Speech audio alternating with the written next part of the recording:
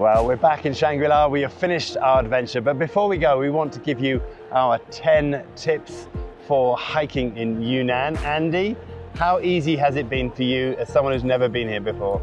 Well, going with a driver and going with a guide maybe sometimes, and going with you, DJ, it's been fantastic. I mean, what a wonderful place to explore. Absolutely stunning. Okay, now we're going to give you our 10 tips starting right now.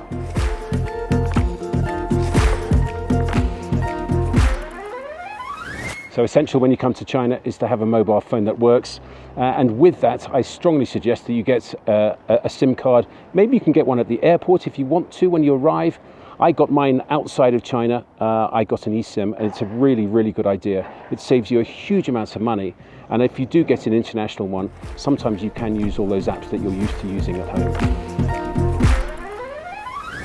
Now, for all of these walks, you can use a guide, but we don't think you probably need one for most of them. There's a couple where it's compulsory that you have to have a guide, but for the rest, if you have a good offline map that you can use, we're going to put our Google map down below of where we went, you'll find that the trails are pretty well marked and easy to find.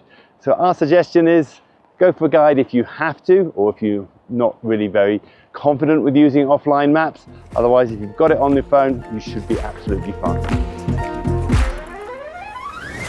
There's two types of walk that we've done on this trip. One is the out and back, or the out and loop and back, but starting and finishing in the same place. But there's another one, the gorge walk, where you start at one end and you go all the way to the other. And we found it really important to try and have a driver ready, one to take your bags up to the other end. And then of course, if you've had a really hard walk, you don't want to be faffing around trying to find a way to get back to your hotel, to get back to your bags. So we suggest you either have a driver to take your bags from one end to the other and meet you at the other end, or at least pre-arrange some kind of transport. Now remember, you are in a high altitude environment here, which means the weather can change very quickly. You are also in the mountains. We don't know, even the weather forecast said on some days it's going to be sunny, we still got rained upon. So make sure in your backpack you have good wet weather gear, plenty of warm gear as well, just in case you get injured and you get stuck somewhere. Now, it's also very dry and very sunny. Again, you're in high altitude, so you're going to get sunburnt much quicker. So make sure you have plenty of sunscreen and plenty of water. As an international traveler with a mobile phone, WeChat is essential to buy everything that you're going to be using here in China. I have to say, I found it utterly extraordinary. It's quite easy to set up, but you do have to do it before you arrive. And what you do is you link your international credit cards to WeChat. And then it's really simple. It's remarkably simple. And what struck me was it's not just the cashless society in the big cities like this, but that little remote little place where you want to buy a bottle of water up on the mountain.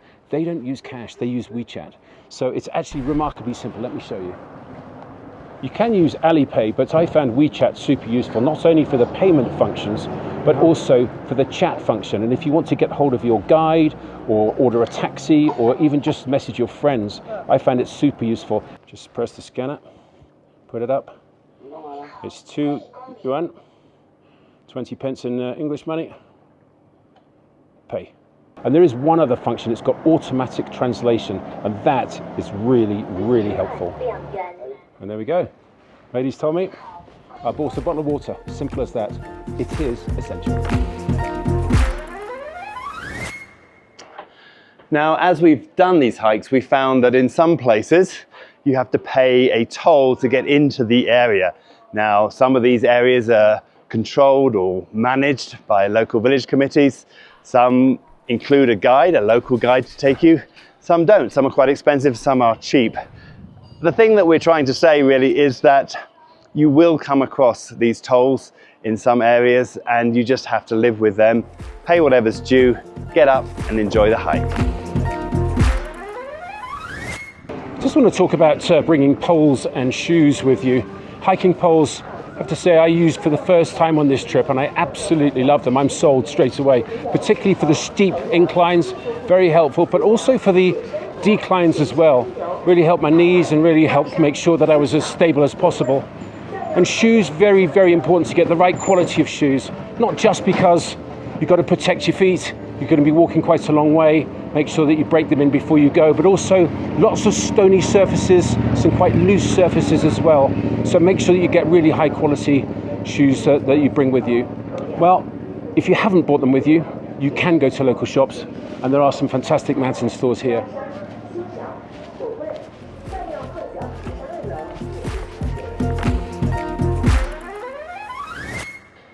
Now for these hikes, you're going to need to have a good day pack. As I said in a previous tip, you're going to need to have clothing for all 4 seasons, just in case the weather changes, plus provisions, things like food and lots of water. Now we suggest you get one before you come, you get used to it and you pack the things and make sure you know where it all goes. If you stick around to the end of the credits, after the credits, I'm going to show you my pack and what I keep in it. But in short, a day pack is essential. Well, if there's one thing that you absolutely must do before you come to Yunnan, it's make sure that you're as fit as possible. Certainly if you're going on a hiking holiday. I always underestimate how fit I need to be when I come on drone and phone, but on this particular trip, you go very high, a lot of the hills are steep. It's not only the up though, it's the down as well, so you really must make sure that your joints are ready. Step machine in the gym, go for nice long walks. The air is also super thin, so make sure that you're as fit as possible before you arrive in Yunnan. Then you'll have a fantastic time. Whew. Well, if you're not used to altitude, altitude is something that is really going to play a big part in a trip like this.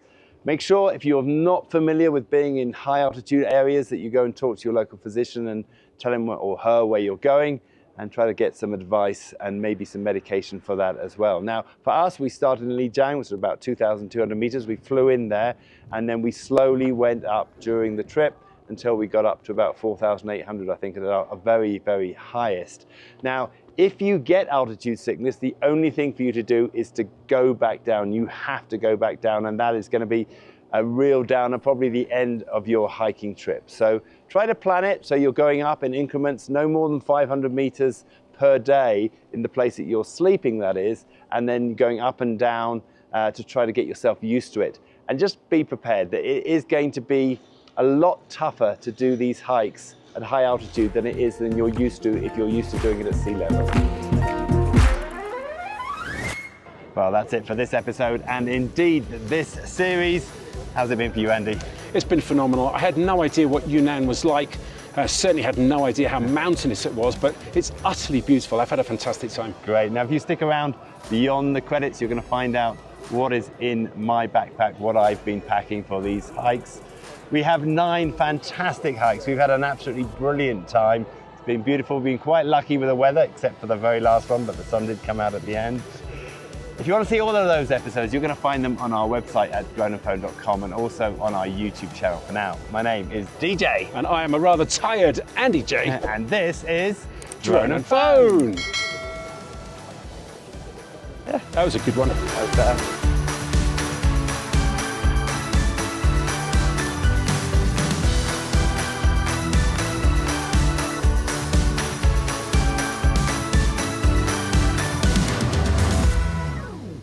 Okay, I'm sitting in a bit of a building site at the moment, but I want to go through a quick pack of what I would normally pack on a hike. Now, obviously, I've got quite a big bag because I've got a lot of stuff to bring on top of just the regular stuff, all my filming equipment and things like that. But let me just go through it very quickly.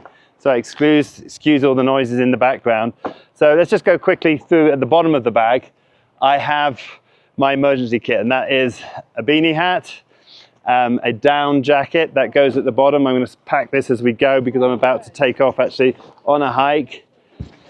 And then I have this pair of waterproof trousers. I like to hike in shorts in most weathers, but I have these waterproof. They just go over the top. They are Gore-Tex and work really well in this kind of circumstances. Excuse the noise, sorry. There's a lot of people building around me. Okay, so Gore-Tex trousers. That is my emergency, my basic emergency. If I'm going to get stuck, that's what I've got. I've already got layers on, so I've got, here we go, 1, 2, 3 layers on already, so I can strip off as things get hotter. I also have a rain hat, and also doubles up as a sun hat as well. So I can use that when I'm going out. Now, let me just keep going with the stuff that I would always take in the bag. The waterproof jacket, of course, that's really important. In my case, it will pack down. It just goes into one of the pockets and it will pack down. It means that I can very easily get it out. If the rain starts coming down, I normally just go straight into waterproof mode, which means this goes on, this comes out the bag and goes on immediately, as does this over the top of the bag to protect everything that's in it, and that will mean that I can continue hiking. Also got my hiking poles here, super light, but have been essential on this particular trip. And then just go quickly through the bag, other things that I've got. So I like to keep everything nice and organized on my bag. This particular bag has got 4 different water bottle holders, which I like. It means that I can have maybe a couple of energy drinks and a couple of waters in there. One thing that you should always have is one of your water bottles should have a filter in, like a life straw like this one here. And that allows me, if I run completely out of water, I can find a water source wherever it is and I'll be able to go with it. I can see someone getting an electric saw out, which means it's going to get very, very noisy. I'm going to keep going though, because there's a couple of things that I haven't covered yet, and I'm hoping you can still hear me. So in the side pockets down here, the key thing is just to keep everything packed in the way that you would always pack it, right? So you keep everything in the same places, so every time you go out, there's always going to be something, you're always going to know where things are. So on this side packet here, I have lots of snacks. I've got gels, I've got sweets, I've got nut bars. It's all in here, and I can very easily access it, grab it at any time and just drag it out. And the other one, so I have sunglasses here, so I keep to be able to quickly get out when I need the sun. It's particularly a bit rainy today. And then finally, just another thing, I like to use these clips for the cameras. If you have a main camera, if you have a bigger camera than just a phone, I very much recommend getting one of these clips which just clip on, and then it's very easy just to grab the camera and stick it back when you need it, which again, just saves a lot of time, particularly for me because I'm doing a lot of filming. Inside, I've got a couple more pockets. This pocket here has got my battery pack. That is very important, of course. I've also got some other spare batteries, headphones, a few other things, a medical kit, of course. The key thing here is to have stero strips, because if you get hit by a rock and you get a big gash, you need to do your own sort of stitches, as it were, by just putting these stero strips on as you go. And paracetamol, those are the main drugs, main things that I would take for my medical aid, maybe a bandage as well. I'm trying to think what else I've got within here. I have an inside pocket here where I keep a plastic bag, where I keep my passport and anything essential that I want to keep dry, and that goes in the back there. I have spare batteries, I have spare glasses and a few other things that I need in that pocket as well. As I said, one of the key things for me is always to make sure when I go out, everything is in the same position. My goodness, I've got donkeys competing with builders. What a place to do a sign-off. Anyway, I hope you get an idea. This is the backpack that I use. And the point for me is really use the same backpack, put the same things in, make sure you have all of your emergency stuff there, you know where it is, and you're good to go.